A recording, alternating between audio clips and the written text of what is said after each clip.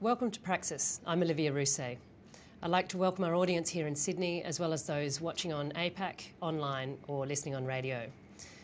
On our panel today to discuss food and agriculture in the developing world, we have John Edwards from ActionAid Australia, Alopi Latukefu from AusAID, and Bill Pritchard from the University of Sydney.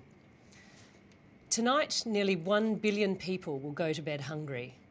Every minute, 170 more people are pushed into poverty. You're all familiar with the typical chain of events from this point. Hunger leads to malnutrition, sickness, inability to work or be educated, and so on. And the legacy is handed down from parent to child.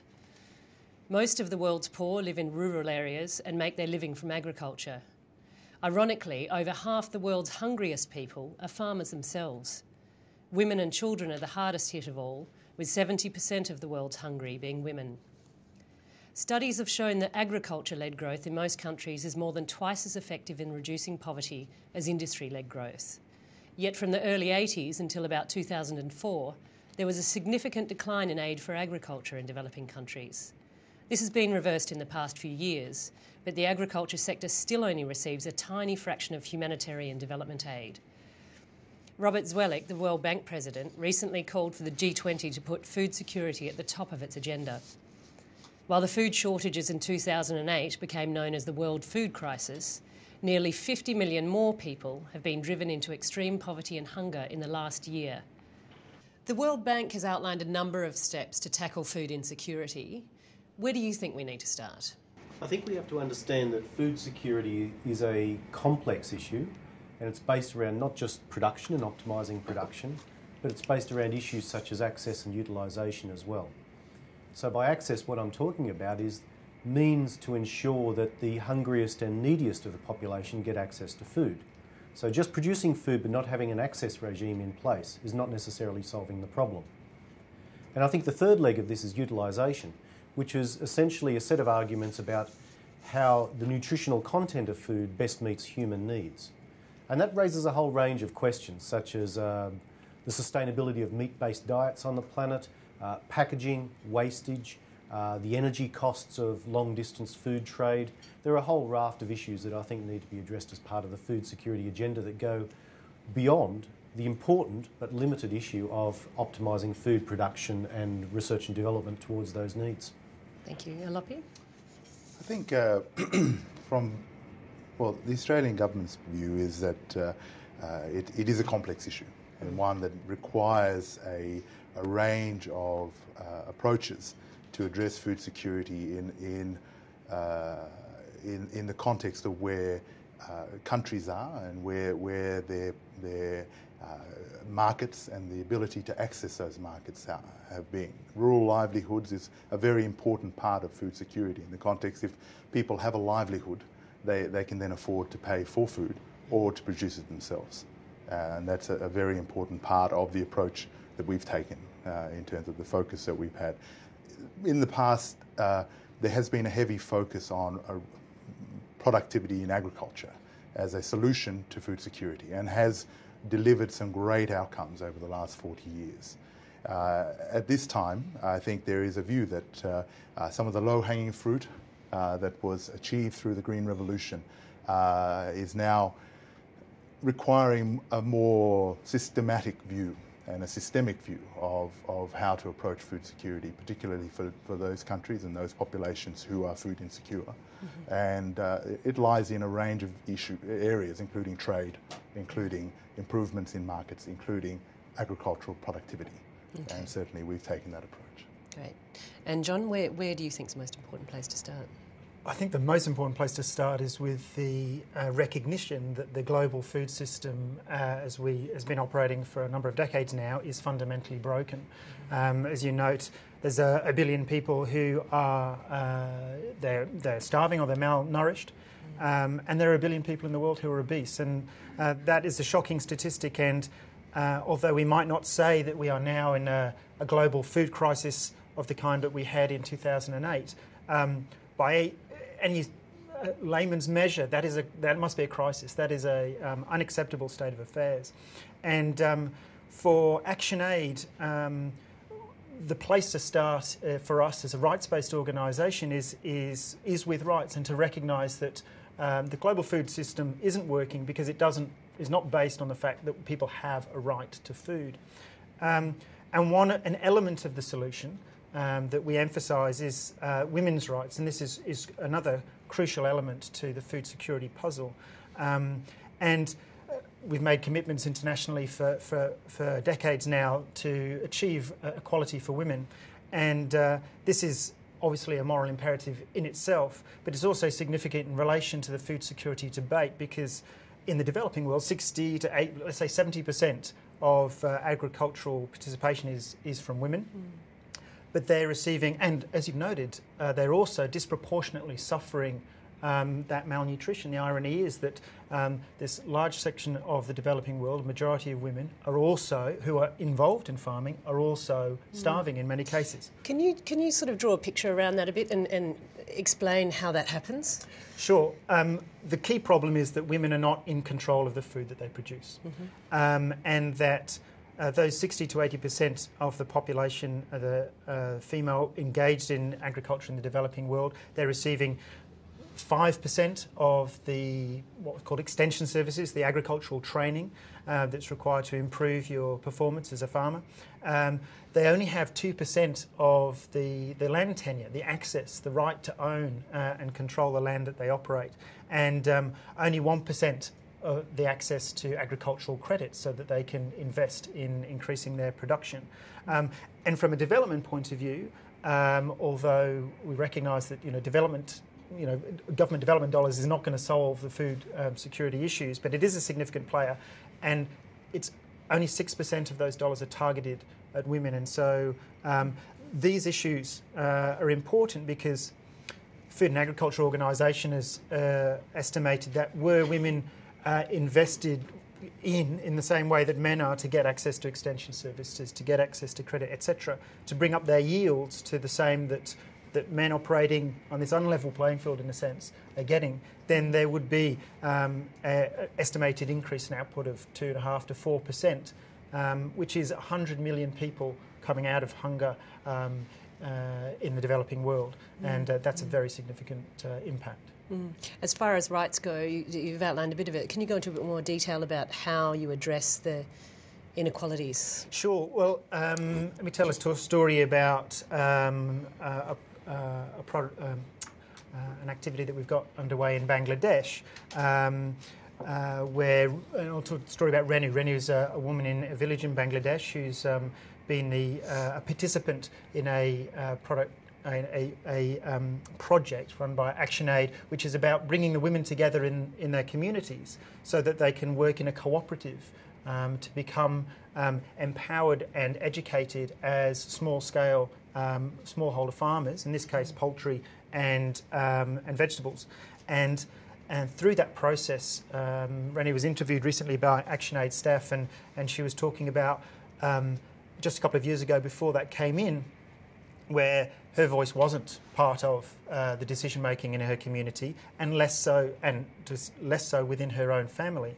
And now she's found that not only is the family providing 3 good meals a day with increased nutrition, but that she's making equal decisions with her husband in relation to their saving, what they're doing with some of the small income they make from that increased activity, and that she's participating in the community decision-making about where the future investments will go in terms of that project. And so that is where rights are playing a significant role in getting real-world outcomes in terms of nutrition and in terms of empowerment for that community.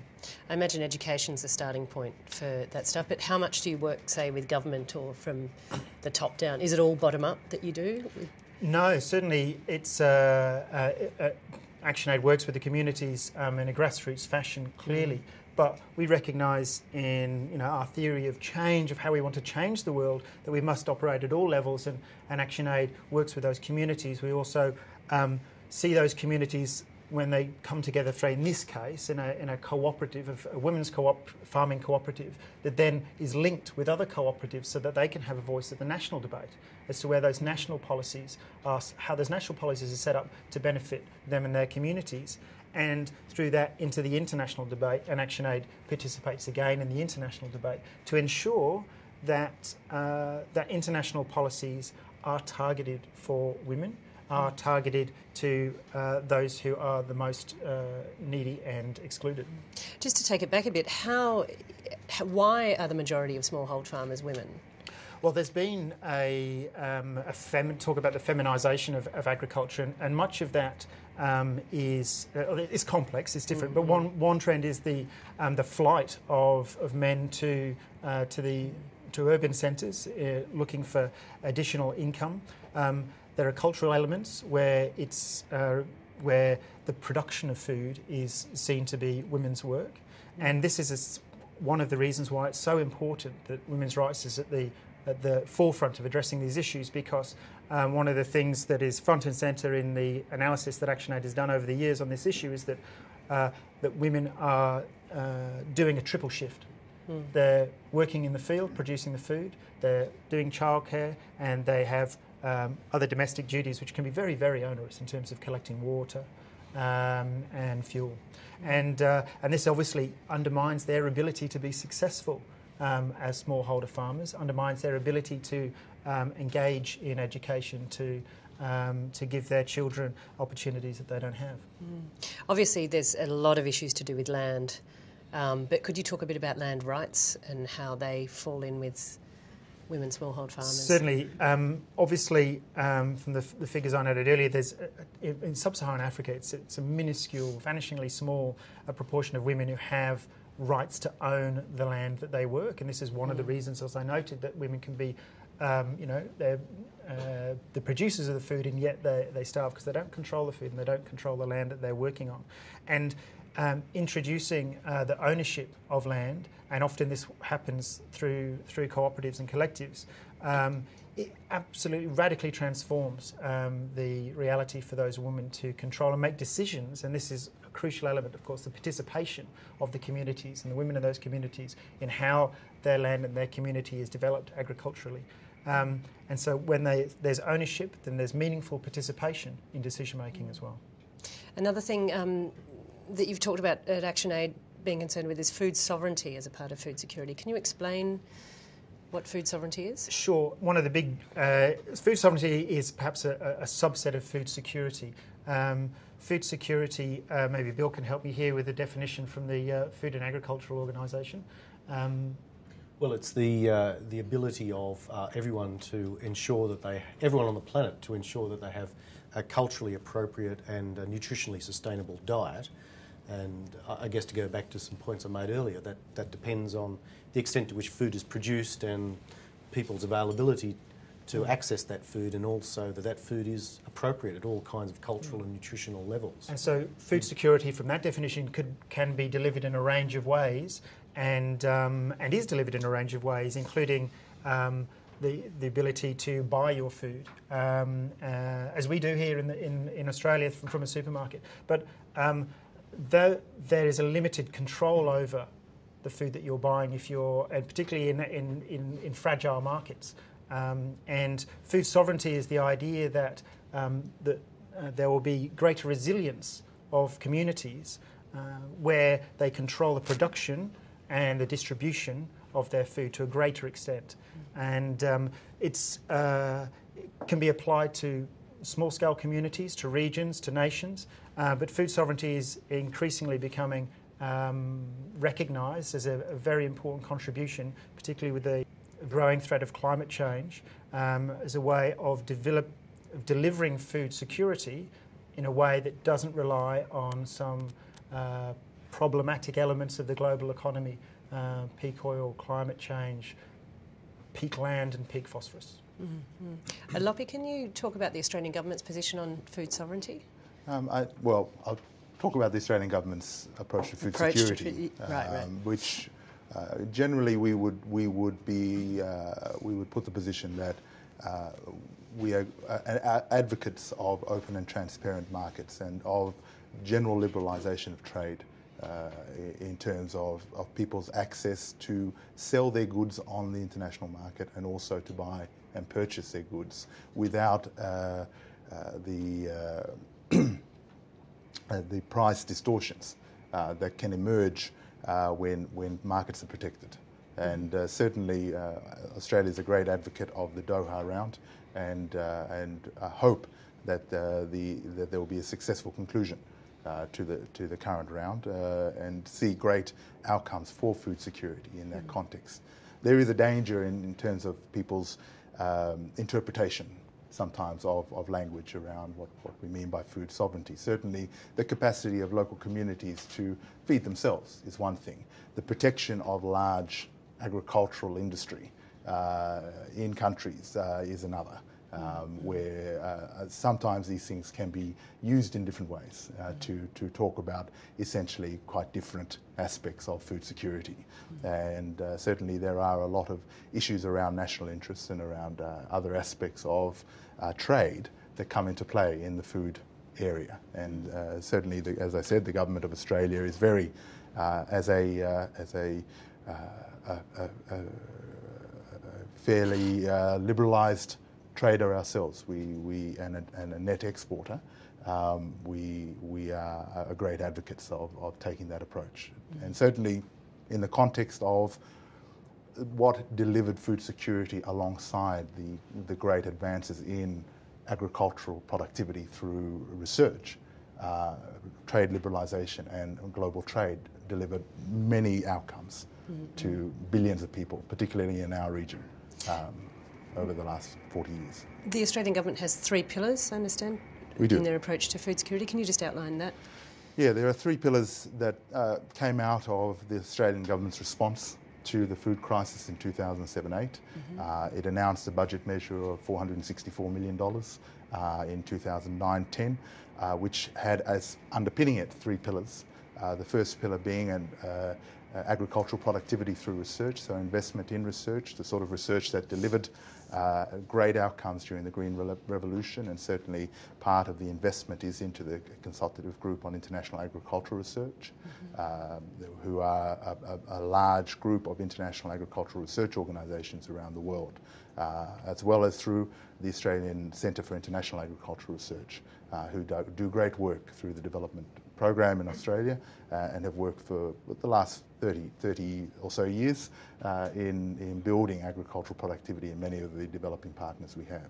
The second pillar is rural livelihoods with a particular focus on access to markets, but also access to finance.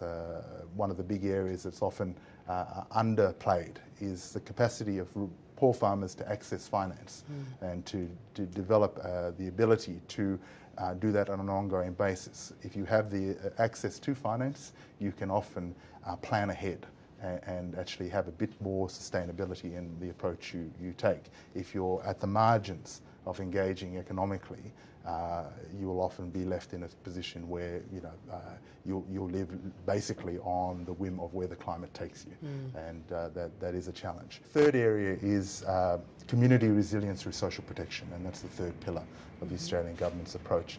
One of the lessons learnt out of the food crisis in 2007-8 was those countries that had social protection systems in place were really able to respond effectively to the food crisis at the time. Those countries that didn't have that but tried to create it in response had a very difficult time of it. What do you mean by social protections? Are you talking about having food supplies or cash transfers for people to purchase food, sometimes food transfers. So essentially a welfare system, if you consider it that, or a system of maintaining the ability to purchase or access food at a time where you are in difficulty. So in the same way that we have our own very long-standing welfare system in Australia, other countries are starting to go down that path. And certainly the Australian government has a focus on working with counterparts around the world to try and improve that outcome. And certainly the ability to respond to food crises is really dependent often on what sort of systems are in place. Food security is pretty key to other development issues. How do you see it in the sort of pyramid or the scheme of things? Well, if you think of it like a pyramid, it is at the base of the pyramid. When people don't have food security, they make different choices. They make choices around whether their kids access education, whether they access health services, whether they push for governments to deliver better services to them. When you don't have food and you're insecure on your food, the main primary driver is to make sure that you feed both yourself and your family. And at the end of the day, that can have huge impacts developmentally. When kids between the age of 0 to 5 don't have access to nutritional food, they will often that will have implications for their lifetime. And that in itself has huge development implications for not only the individual, the family, the community, but also the country as a whole. And you can see that in many countries where that deficit has been one that a lot of countries have had to work with for a long time. So. Obviously things haven't recovered since 2007, 2008 to a great degree. But what are the pressures at the moment on food security globally? Well, I think one of the lessons out of the 2007-8 crisis was that it wasn't just about food alone. There were a range of factors that played into the food crisis, including the price of oil, policies around the world from different governments who responded to the issue of food security in ways that perhaps were detrimental to the global outcome, but which made sense in many respects to the situation they found themselves in their own country. So there were a range of factors, as I sort of flagged at the start of the discussion, but which, taking a response to it to say that there's one silver bullet here or one silver bullet here that will deliver food security to the world is perhaps a bit naive. I think we need to take an approach that is systematic and systemic, and one that takes a view from a range of different points to get the outcome. So it's been said there is enough food around to feed everyone at the moment. Can you talk a little bit about that? We've sort of touched on it, Bill's touched on it, you've talked about it, but the things that need to be, the paths that need to be cleared to get food to people, what are the... Well, there are a range of things globally, I think. As again, I flagged the Australian government has a commitment to open and transparent markets. That can assist. In countries themselves, removing barriers and the disincentives often for farmers to actually get their goods to market, it can be a great improvement into what exists in the current situation. Also looking at the issue of markets around the world's ability to transfer goods from basically the farm to the plate. These value chains are probably the area of greatest focus now, where the agricultural productivity of the Green Revolution delivered greater productivity. The real challenge and the real outcomes in food security are consistently around efficiency and effectiveness of the system to deliver to people. And I think that's one of the things that where there is more focus now, and there is a broader view that we're taking to this whole issue. And there needs to be, because clearly the failure of the current global food system has been in distribution, and Bill was right at the outset to note that it's not just about production, and quite disappointingly, a lot of the popular debate around food security looking into the future with rising populations and a range of pressures which will affect not just the vulnerable communities we're talking about in the developing world, but also us here in Australia, everyone in the globe, is that it's about production. We must, we're going to have 9 billion people by the middle of the century, and we must double or triple production. But of course, this ignores the issue of distribution. It ignores the issue of nutrition, and it ignores the issue of waste, and all of these elements must be taken into account when thinking about solutions, long-term sustainable solutions to food insecurity. On the issue of markets there, I think that what we need to note is that that markets have, in the way that they have been regulated and the way that they've operated, have failed to deliver. They've failed to deliver on the right to food to an increasing number of people. It's not just that we've been trying this system and we need to tinker with it here and there to improve it. The system hasn't been delivering, and it's getting worse. So there needs to be some significant changes. And that's not to say the market is not a very important player. It's an excellent tool for distribution.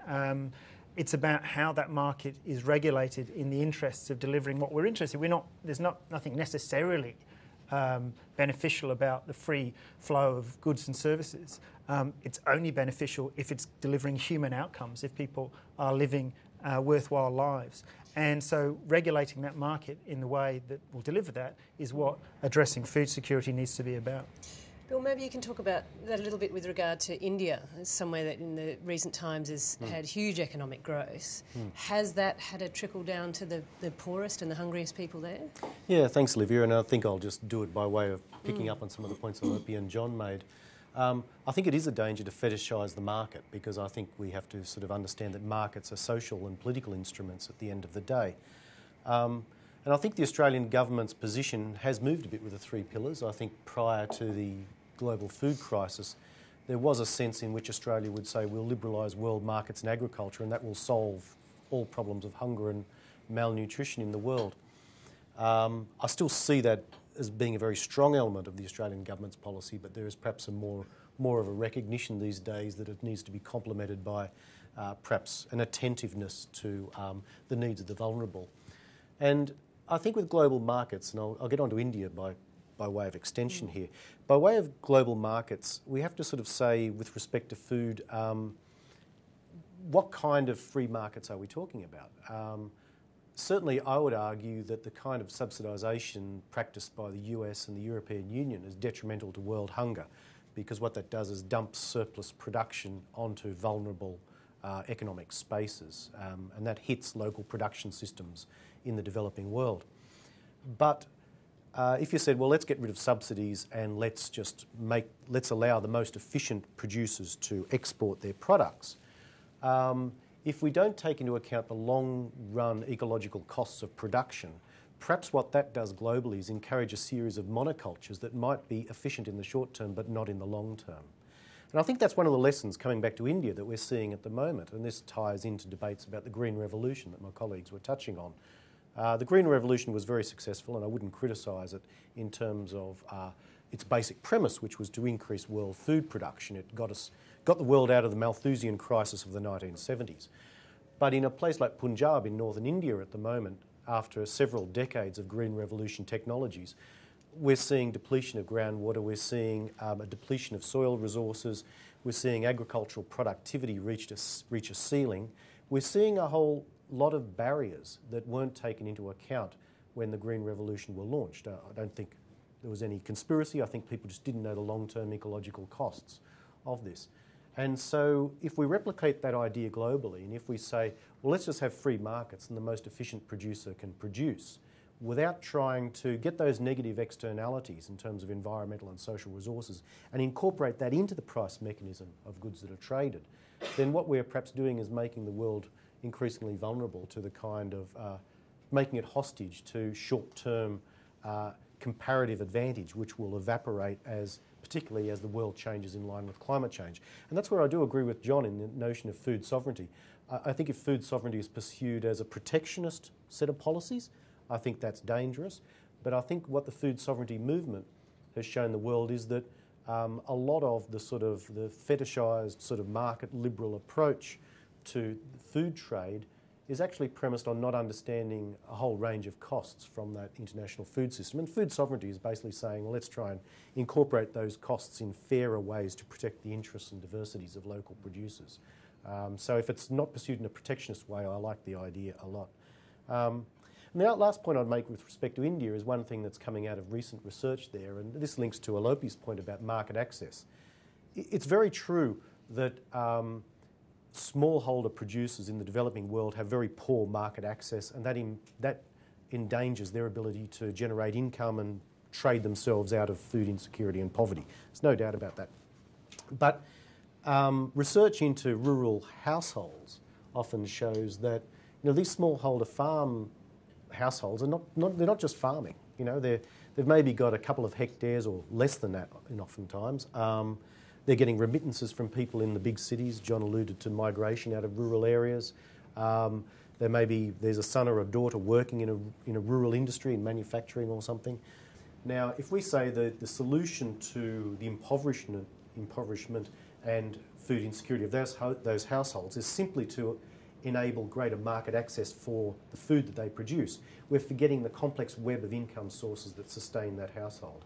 And so I think we have to ensure that our policies towards food security don't just talk about market access, but they also have an elevated understanding of the livelihood dimensions of the poor in places like India. Mm. Yeah. Do you see potential for a second green revolution?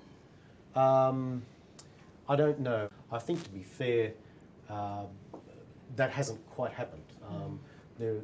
But then that's led to monocultures, particularly in places like Brazil, which have been associated with the deforestation of the wider Amazon basin. And many people are saying that that whole genetically modified soy economy is one of the great contributors now to the increase in greenhouse gases through deforestation. So I think we have to be very careful of all the links between technologies, the application of those technologies in the wider environment, in a way that perhaps we were a little bit naive about in the Green Revolution a few decades ago. Maybe you can all talk to this a bit, but just wondering, do you think that we have environmentally sustainable food security? Do you think that's a possibility with the way things look now? But I think it would be a different food system. I mean, John's right. Current food system is broken when we have so many obese people and so many malnourished people in the world. But I think it will require, from an economist perspective, you would have to incorporate all those externalities of environmental costs. Now, some of those we don't know. But certainly things like the carbon component, certainly things like the loss of biodiversity associated with monocropping, those kind of costs have to be incorporated into the food system. That means food prices rise, and food of some kinds that are more ecologically debilitating, the cost of those products will rise higher than other crops or other foodstuffs. So we'd be seeing things like meat products, livestock products, increase their price dramatically, and perhaps other food products increase their price less so. And so by default we will see a change of global diets, and I think that's inevitable if we're talking about a more ecologically sustainable food system for the future.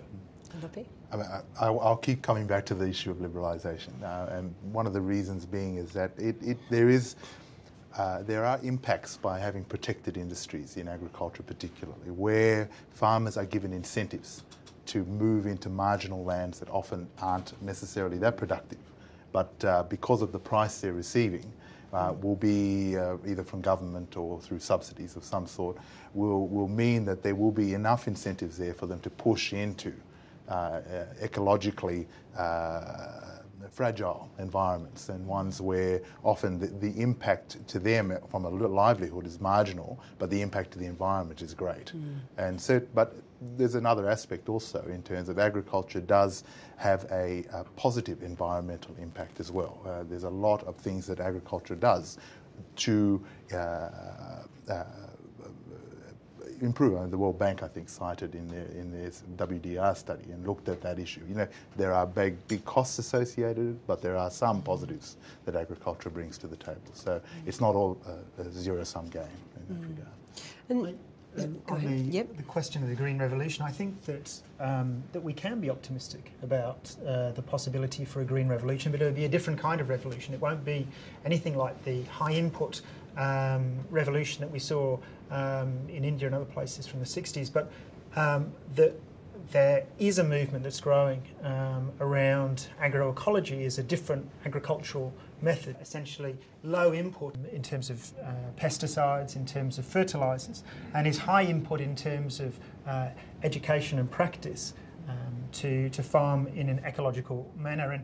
And before people run away with the idea that this is some sort of marginal concept of, or some organic hobby farmers, I'll note the UN Special Rapporteur on the right to food, Olivia has recent report earlier this year endorsing as a response to food insecurity issues that agroecology offers a great deal of hope in terms of how we can, if it can be appropriately scaled up, and there are some policy challenges there to deliver food secure communities outcomes with environmental benefits and nutritional benefits. And this is happening in a range of countries. There was a recent study at the University of Exeter in the UK which surveyed agroecological methods being used in a couple of hundred sites in over 50 countries, and found that their production increase as compared to the previous methods that they were using was up to 70%, showing real benefits. Of course, you have to invest in education, you have to invest in people, and I think that is where ActionAid encourages the change to come from. That's where we want to see the change coming from. Investment in public goods, in training, specifically targeted at women, in the short to medium term. Why? Well, because, as we've noted, they overwhelmingly represent the people doing the work agriculturally and need to be empowered to do a better job. But we see a future where we don't want to see necessarily this gender imbalance in agriculture. We want to see agriculture as being chosen as a profession around the world because it delivers a good lifestyle for those communities and is chosen by men and women to do that. I might actually open up to questions in just a minute, but if it's a quick one, Alopi, I can... Yeah, I just wanted to also flag just quickly is that we focused on the rural impact of food security. But to be honest, in 2002, I think, close to 50% of the world's populations had moved to urban settings. That figure is growing substantially over the next... So that 9 billion that we're talking about in 2050 may not be in the same balance as it is now, where there are a lot of people in rural areas. What that challenge throws up and what sort of response we have to that will be an important part of our own thinking and our own planning process over the longer term. So, are there any questions? Just at the back. Yeah. Hi, my name's Serena Killam. I'm a PhD candidate at the Institute for Sustainable Futures. In the food crisis in 2007, a lot of blame was put on biofuels production throughout the world, and so I just wanted to hear the comments from the three speakers about how they think biofuel production has interacted with food security issues. Well, if I can start on that, there's no doubt. I think the estimates from IFPRI suggest that about 30% of the price increase during the global food crisis was due to additional demand from biofuels. And this hits the poor, there's no doubt about it. So you've got here, I mean, the problem with biofuels is, of course, at face value, they seem to be a renewable energy source. That's not quite true because most biofuels are produced in very energy-intensive ways through fertilisers and mechanised cropping. So there is a contradiction there, and I think, in part, to go back, and I'd agree with Alopi here completely in terms of transparency of markets, the kind of artificial price subsidies to biofuels, particularly coming from the US, is a big problem here in this debate. I would certainly say that the challenges of climate change and the need to move to renewable energy sources, in that challenge, I don't think biofuels should play a preeminent role. I think we should be looking for other types of renewables because biofuels hits the poor. I don't think there's any doubt about that. I think with regards to biofuels, I think you've covered most of the areas from a trade and other perspective, but it is that trade-off, I think, where the access to food versus fuel will be the big challenge, an economic challenge around why people will make the decision either to pursue an energy focus in terms of production versus a food focus. And that debate is still raging today. And certainly, as you say, with subsidies that distort the market around, for instance, corn and other biofuel sources, that can have a long-term impact on other areas of food security over the longer term. But is an area of ongoing debate, I think. I think a couple of key elements. ActionAid wholly opposed to the biofuels industry where that is growing crops for the fuel industry. There's a small role for biofuels where it's where that fuel is produced as a byproduct of growing food. I mean, the biofuels concept, is this crazy idea to a certain extent that we grow this food not to eat it, but to set it on fire. And with limited access to land and rising populations, and there's food pressures, which everyone recognises. There's going to be significant food pressures. There already are. We already have 1 billion people starving. The idea that we should incentivise the growing of food in order to set it on fire is not the way forward. It does, though, pose some very interesting challenges for us in terms of what was the actual underpinning of the Green Revolution. And as we discussed before this, the Green Revolution was as much a brown revolution as it was a green revolution, in that it was the changes in the way in which food was taken from one place to another, driven by the fuel industry and the fact that oil was cheap and a very low cost input into food production. And that included not just fuel and logistics, but also fertilisers. A large part of agricultural production, in terms of mass agricultural production, has its underpinnings in the fuel industry. And so the high price in fuel has a converse impact to a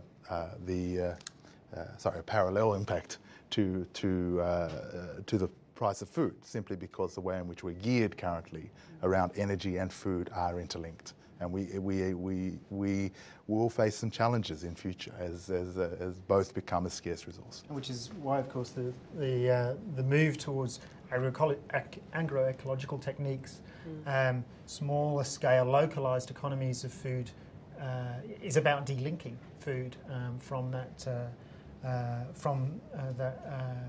oil factor. Yep. Next question.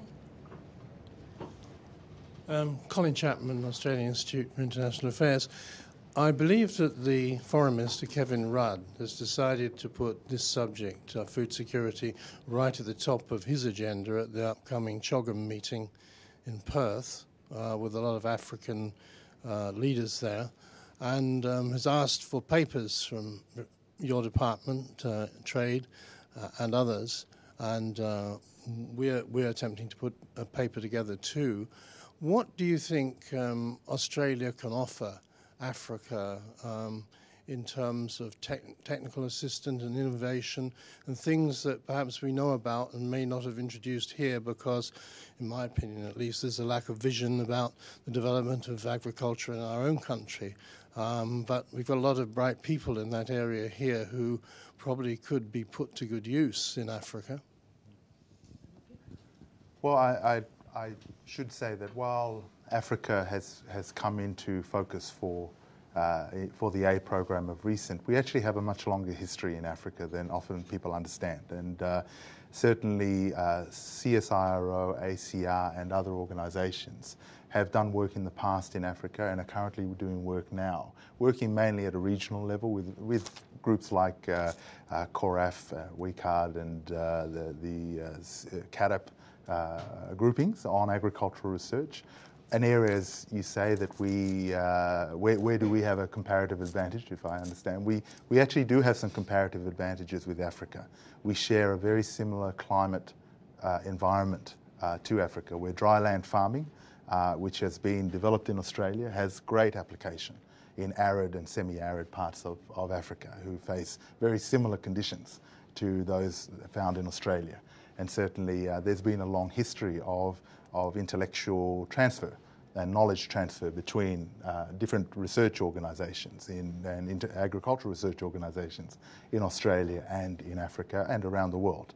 But it is a particularly interesting area when we look at where we share very, very strong commonalities. Note that a piece of work that the Australian government is doing through ACR, the Australian Centre for International Agricultural Research, is one which ActionAid would encourage expansion, or at least replication of similar kind of schemes, where they're working though with smallholders. They're working with smallholders to do a mixed cropping with maize and legumes, which is delivering them a lot of that resilience that we're so important with the increasing threat of climate change and working with more marginal land. We'd like to see that sort of research continued, and with an increased gender focus, as I keep saying, because it's to give them their due, ACR is moving to increase their gender work and guidelines by which they guide their research, and so there is an element that Australian government's already doing, which is focused on smallholders. Needs to be focused a bit more on women, but is delivering some good results in Africa. And development is not, as we've noted, lots of big macroeconomic issues which are going to affect food security in this century. But development has an important role in these important pilot projects and showing the way forward with innovation. And so we hope to see a lot more of that. Thank you. There's a question at the back here. My name is Chris Hendricks. I'm with the World Bank. I had a question regarding urbanization. It has been brought up at the end here, okay, that urbanization is quite a big issue. And I would like to know the opinions of the different members. What kind of strategies could be put in place to keep actually people in the rural areas, in particular young people, okay? Because they do tend to flock away to the cities, okay, in particular if there is education available. So what could be done, or what strategies could be put in place to keep young people interested in agriculture? Okay. Well, if I could take a lead here. Yep. The World Bank's World Development Report of a year or two ago, Reshaping Economic Geography, essentially argued that people shouldn't be encouraged to stay in rural areas, that urbanisation and scale economies was the basic geography of economic advancement. I took a bit of issue with that, I must say, because I think that urbanisation, certainly over-urbanisation, where it exceeds the economic prospects for and job creation prospects of people living in those areas, is a lose-lose. People move to cities, but they don't sustain their incomes from that. So I think there's a sort of... the first thing I'd say is we have to decide whether we think urbanisation is good or bad. And there's mixed signals out in the development community about that. Given that point made, however, I think the key issue for food security is that if we have larger urban populations, we need greater food surpluses to be transferred to those urban areas. So that means we need food systems in rural areas which are able to accumulate that surplus and distribute it in sustainable and efficient ways to those urban centres. And that begs a very important question, because many people have interpreted that dynamic as saying that peasant farming is, a romantic attachment to the past, that we need to get rid of smallholder farming and replace it with large corporate farms which are able to generate the surpluses to transfer to urban areas. The efficiency issues, particularly in the environment in the context of peak oil, peak phosphorus, etc., are very dubious on that count. But if I come back to a livelihoods approach, what I'd say is that land is quite important for many different reasons in the rural economy. And I think to justify urbanisation in terms of a shift from small-scale to large-scale farming, and then say that large-scale farming is more efficient, what that does is devalues the fact that small-scale farming is often about status, it's about inheritance, it's about smallholders who have very little else in the world but a patch of land, being able to pass something onto their children. And so I think that urbanisation poses challenges, but I'd be very cautious about jumping to the conclusion that therefore we need large-scale farming to accommodate large-scale urban populations. Alopi, do you think people should be dissuaded from leaving the rural areas? I think that if you talk to any young person who lives in a rural area, even in Australia, I mean, let's get, realistic about it, is that there are reasons why that cities and urban areas attract people, because you have access to services, you have access to goods, you have access to communications, education, and a range of opportunities that simply living in remote or rural areas you simply don't have. There are ways in which that can improve over time, and which we're seeing gradually in Australia with the rollout of communications infrastructure and the removal of the tyranny of distance to those communities and the reduction of transaction costs. You can actually provide opportunities for people living in remote areas to actually sustain a livelihood and at the same time maintain a link to the land that they may desire. But to suggest that somehow, getting some policy right will mean that young people will stop wanting to go to cities, I think we may find difficulty delivering that outcome. John, did you want to add anything? I think that's, clearly there's an element of truth there in what Alopi's just said. But there was another element there which I'd like to pick up on, which is that we're now adopting policies in an Australian context to try and reinvigorate regional and rural centres. And there's a widespread recognition out in regional and rural Australia that not enough has been done. There's been neglect of our regional and rural areas, which has exacerbated this, there's natural, there's an element obviously of natural attraction of urban centres. But that policy, those policy settings that seek to give people, in a sense, real choice, where it's not a false choice of, well, do I stay in this regional centre, this rural centre, which offers no economic opportunities, offers a dying social network, or the forced migration, a flight to the cities, is the one that we want to avoid. We want to have a real choice where there are a variety of valid lifestyles that people can pursue. And of course, people tend to not want to move away from where they live. That is, the minority of people want to move from where they've grown up.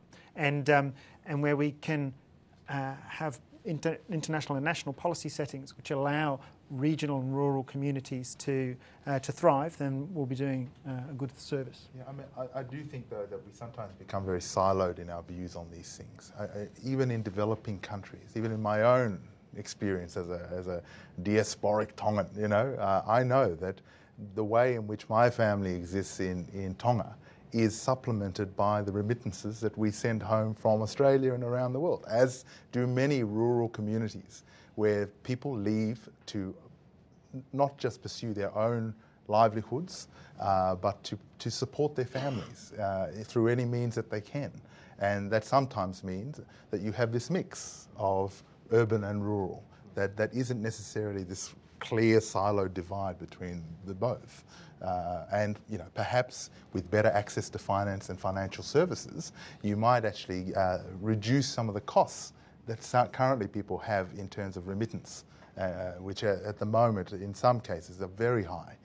And so the costs of actually sending money home to your family are far higher than the actual incentives to go and work.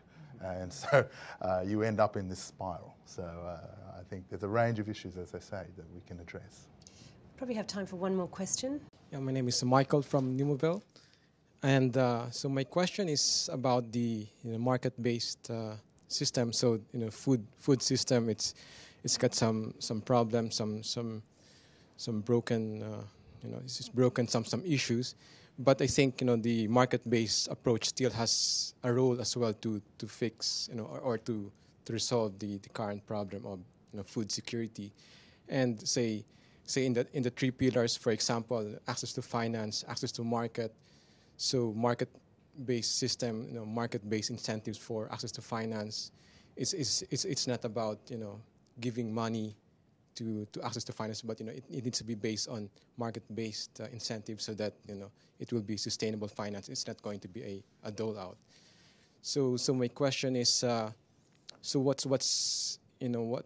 do you think are additional roles for market-based approaches to fix those issues? I mean, to resolve those issues in production, in distribution, and in utilization. So, yeah.